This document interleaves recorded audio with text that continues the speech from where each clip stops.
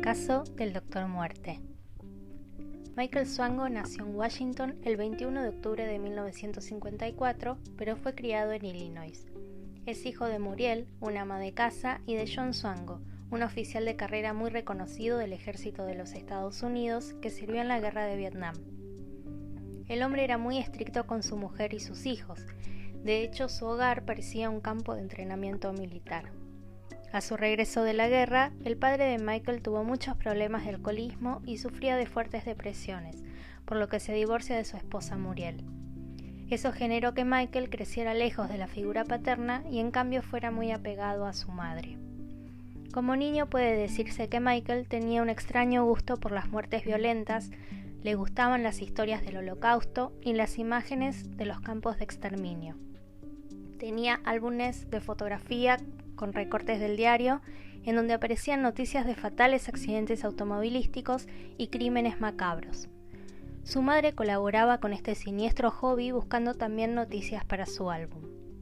Una vez separada de su marido, ella decide anotarlo en un colegio católico, del que Michael egresa en 1972 como un alumno destacado. Durante ese tiempo desarrolla también un gran amor hacia la música, actividad que su madre también fomenta, y se destaca en ese ámbito obteniendo una beca completa en la Universidad Millikin de Illinois. Allí conoce a su primera novia, pero luego de que ésta cortara la relación, Michael se vuelve bastante antisocial y solitario. Desde ese momento su perspectiva de la vida cambia bastante y decide comenzar una carrera militar. Es así que 2 años después de iniciado en la música, la deja para ingresar en el cuerpo de marines. Allí es entrenado como francotirador. Se dice que como consecuencia de su entrenamiento, Michael estaba bastante obsesionado con su imagen física y cuando recibía algún tipo de crítica canalizaba su angustia realizando excesivo ejercicio físico como una forma de autocastigo. Pero a pesar de todo, decide no dedicar su vida a eso y le dan la baja honorable en 1976. Su nuevo objetivo es volver a la Universidad de Quincy y obtener un título en química. El tema elegido para su tesis fue la extraña muerte por envenenamiento del escritor Georgi Markov, un disidente del comunismo búlgaro asesinado en 1978. Por esa época comienza una fuerte obsesión por los venenos que pueden utilizarse como armas mortales silenciosas. En 1979 se recibe con honores de la universidad y le entregan un premio a la excelencia de la American Chemical Society. Su nuevo objetivo, entrar en la Universidad de Medicina en 1980. La competencia para ingresar en la carrera de medicina en los Estados Unidos era enorme, dada la gran demanda y la poca cantidad de escuelas, pero Swango logró su objetivo e ingresó en la Universidad del Sur de Illinois. De su época como estudiante en la facultad, se dice que era muy bueno, pero que también utilizaba métodos bastante fraudulentos y hacía trampa cuando de cumplir tareas se trataba. No tenía gran interacción o popularidad entre sus compañeros, y algo que fomentó su aislamiento fue el haber tomado un trabajo como conductor de ambulancias que le generaba mucho estrés emocional. Disfrutaba mucho de estar al lado de pacientes moribundos o con dolencias muy graves. Para esta época se dedicaba con mayor pasión a su trabajo de medio tiempo que a sus estudios. Seguía coleccionando artículos de diarios acerca de muertes violentas, continuando con su hobby de la infancia que cada vez se hacía más sombrío. En su tercer año, Swango comenzó a tratar más cercanamente con pacientes de forma individual. Casualmente, 5 de ellos fallecieron luego de haber recibido una visita suya, lo que ocasionó que sus compañeros de facultad le gastaran bromas y le pusieran el apodo de James Bond, por su licencia para matar, además de notarlo cada vez más perezoso, incompetente y extraño. Durante su último año de estudios en la Facultad de Medicina, logró obtener una carta de recomendación para una pasantía en los hospitales de la Universidad de Iowa. Desde que comenzó a trabajar con pacientes, prácticamente dejó de lado sus estudios y no realizaba las rotaciones requeridas para obtener su título. Sus profesores a cargo estaban extrañados por la situación y con el objetivo de observarlo, le encargaron realizar una historia completa de una paciente que iba a tener un parto por cesárea. Michael entregó un informe completísimo y súper detallado de la situación médica de la paciente, pero solo había permanecido con ella en el consultorio 10 minutos, tarea imposible de llevar a cabo en tan poco tiempo y sin inventar las conclusiones. Como consecuencia de estos actos decidieron suspender su graduación de la carrera y suspender su pasantía en el hospital. No lo echaron de la universidad porque Zhuangguo interpuso una demanda legal y para evitar grandes gastos y procesos, las autoridades decidieron darle una nueva oportunidad un año después, pero bajo estrictas reglas y supervisión. Durante este nuevo periodo de gracia, se dedicó con más esmero a los estudios para lograr su título y sorprendentemente, pese a su mala recomendación, obtuvo una nueva pasantía en la Universidad Estatal de Ohio en 1983. Poco después comenzaron las extrañas muertes de pacientes, todas ellas de gente sana que se atendía en el sector donde desarrollaba Michael sus actividades. Uno de los sobrevivientes contó que el estudiante le había inyectado un medicamento minutos antes de comenzar a convulsionar gravemente. Las enfermeras hicieron varias denuncias acerca de que los pacientes que eran visitados en sus habitaciones por este médico inmediatamente morían. Se alertó a las autoridades y se inició una investigación, sin embargo esta fue realizada muy superficialmente para darle un pronto cierre y Michael Zhuangguo fue exonerado de todas las acusaciones. Después de esto lo rotaron del sector de trabajo, pero siempre donde estaba morían gran cantidad de pacientes. Hubo otro incidente importante donde varios residentes del hospital cayeron descompuestos luego de que Zhuangguo se ofreciera a comprar pollo frito para todos. Él también comió, pero fue el único que no sufrió consecuencias. Una vez finalizado el periodo de pasantía, decidieron no renovarle el permiso. En 1984 no aprobaron su título habilitante para neurocirujano, por lo que Michael solicitó su licencia para ejercer como médico clínico, pedido que fue aprobado por la Junta Médica de Ohio. Una vez obtenida la licencia, regresó a su ciudad natal. Allí, Michael explicó que volvía porque no le gustaban los médicos de Ohio. Comenzó a trabajar como técnico médico de emergencias para un servicio de ambulancias. Evidentemente, sus antecedentes problemáticos y su anterior despido de otra agencia no habían sido chequeados correctamente. Pero con el paso de los días, Zhuangguo comenzó a mostrar cada vez más evidentemente su lado oscuro, haciendo comentarios fuera de lugar sobre los pacientes y sus formas de morir. Se descubrió su álbum de recortes de situaciones violentas y no disimulaba frente a los otros su pasión por las noticias televisivas de asesinatos en masa y accidentes automovilísticos. Estar a su lado, aún para los médicos que eran profesionales y estaban acostumbrados a las situaciones sangrientas, era francamente espeluznante por el grado de obsesión que manejaba. Nuevamente hubo otro incidente con sus colegas cuando les ofreció unas donas y luego varios tuvieron que ser hospitalizados. Todo llegó al límite cuando en otra oportunidad se enfermaron luego de que Zhuangguo les preparara una comida. Fue denunciado y se realizaron las investigaciones policiales correspondientes. Los exámenes de laboratorio dieron positivo para envenenamiento en sangre de sus compañeros. En su domicilio se encontraron gran cantidad de venenos para hormigas y jeringas, además de libros sobre el tema.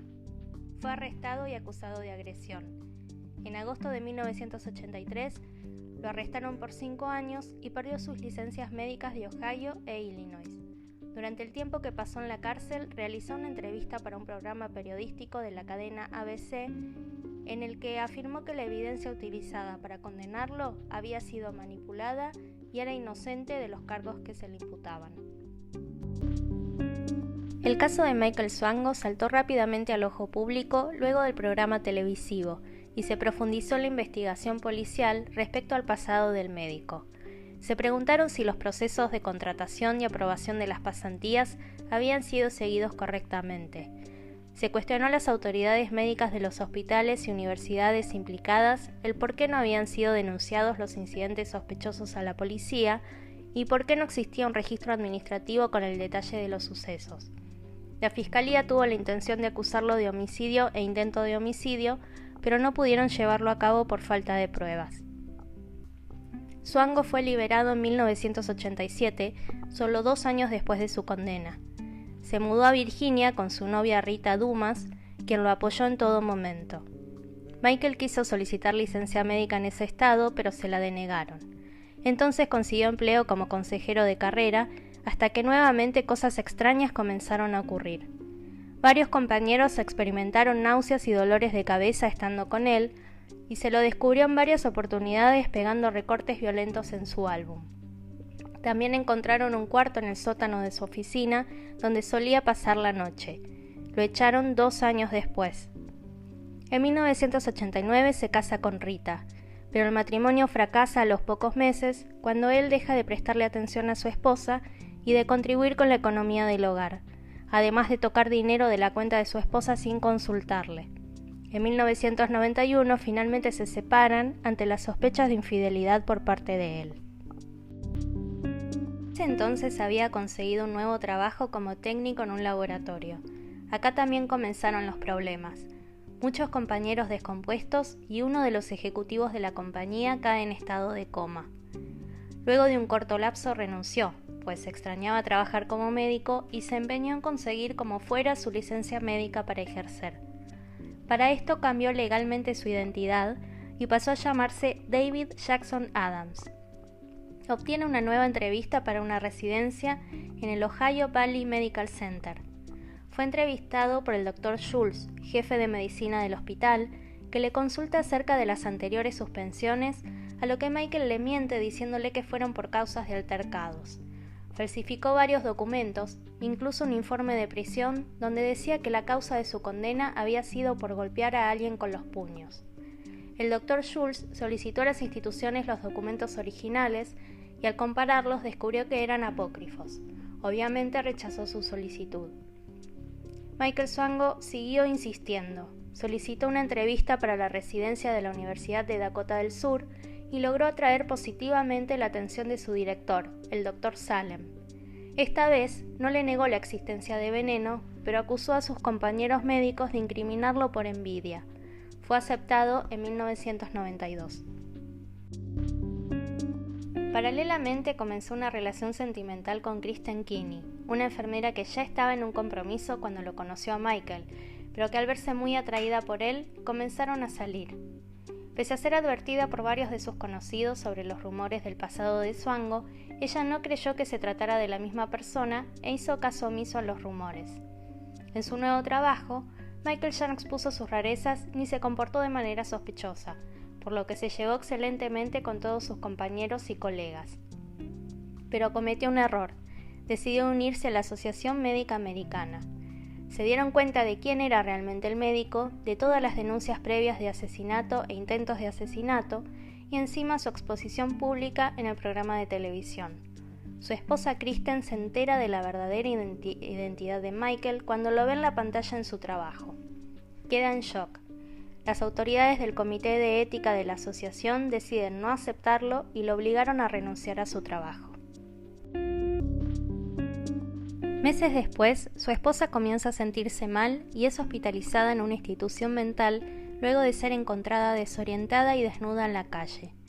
No soporta más la situación y decide dejar a su marido.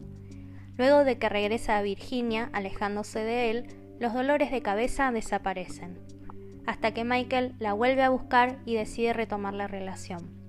De todas formas, él sigue insistiendo y toma un trabajo en un centro psiquiátrico de Nueva York, donde solo se muda él y continúa su relación con Kristen a la distancia. Lamentablemente, 4 meses después, ella descubre que su cuenta de cheque fue vaciada por Michael y la deja sin fondos. En julio de 1993, Kristen se suicida pegándose un tiro en el pecho. La suegra de Michael, Sharon Cooper, obviamente lo culpa por la muerte de su hija y decide no quedarse de brazos cruzados. No entiende cómo ese hombre sigue obteniendo trabajos como médico si no es a través del fraude. Decide contactar a una amiga enfermera de su hija y pedirle que informe al director del hospital donde trabaja su ex yerno cuál es la verdadera identidad y sus delitos del pasado. Apenas toman conocimiento de esto, Swango es despedido de su trabajo.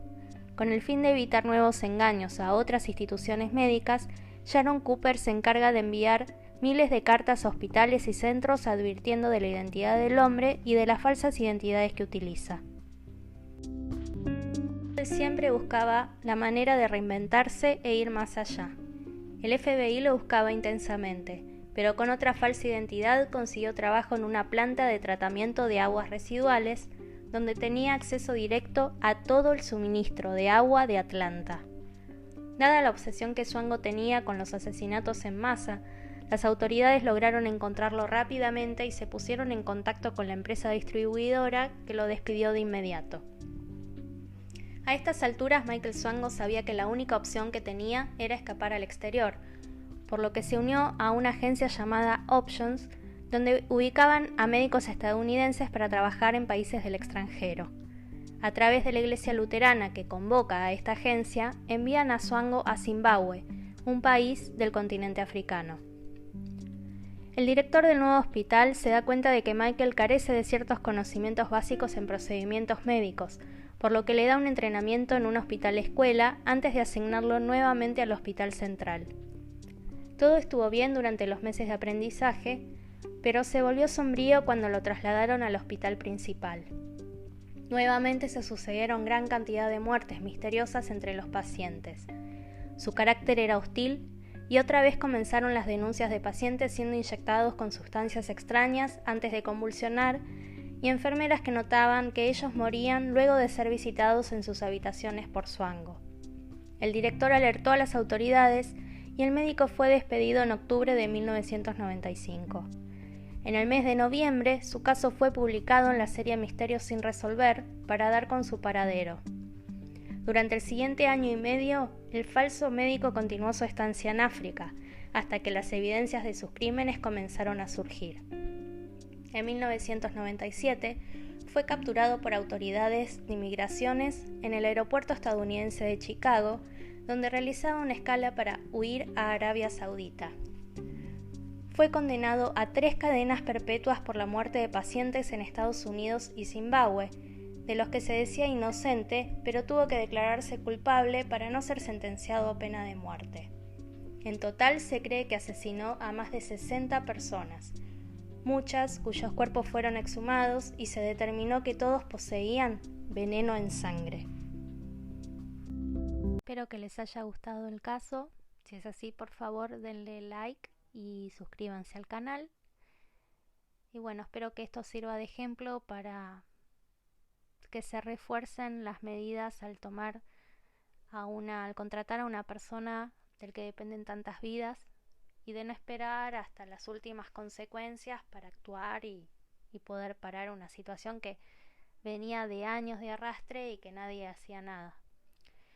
Tuvieron que morir más de 60 personas para que recién ahí lo atrapen y bueno, pueda ser juzgado. Así que bueno, muchas gracias por estar. Nos vemos en el siguiente caso.